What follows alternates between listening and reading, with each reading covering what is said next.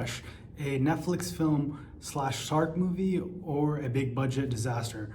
We're gonna have to let's break it down. Overall, what I'll say about this is nobody loves a shark film more than I do. Whether it's The Meg, Jaws, The Shallows, or any film that has big disaster scenes in it, like 2012 or any Roland Emmerich film. But this movie is tonally completely off. It doesn't know what it wants to be from the very beginning to all the way to the very end. It's a movie about a small town, and a Category 6 hurricane is about to hit the small town and destroy the entire city. And three separate families, three different groups of people have to survive this big storm. The first characters that we meet is a pregnant woman who's alone and has to survive the storm by herself, a teenager who's afraid to leave her house, and a group of three orphans who have to live with very mean, awful orphan parents. Characters that we've seen before on the screen.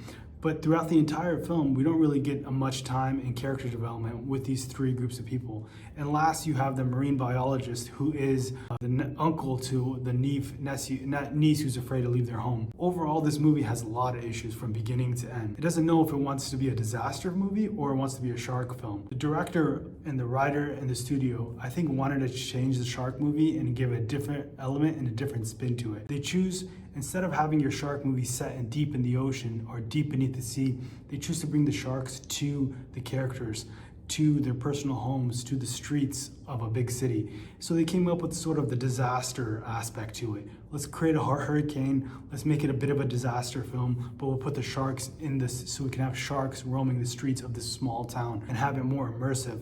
But overall, they didn't know what they wanted to do. Is it gonna be a shark movie or is it gonna be a disaster film? The aspect of the film I liked the most was the storm. When you got to see the big storm and the streets filled with water, I thought that was a much better part of the movie. But the moment the sharks came in, they didn't really get a big build-up. They didn't give us the pressure, the anxiety, the fear of sharks. You're more afraid of the water. You're more scared of the storm, of the houses collapsing, of the people drowning than you are of the actual sharks. And there's not enough development of the characters. You don't get much time with the three groups of people, right? The orphans, they have a small storyline, and you don't understand why they're orphans, why they're with this why they have these awful orphan parents. You just know they're not happy.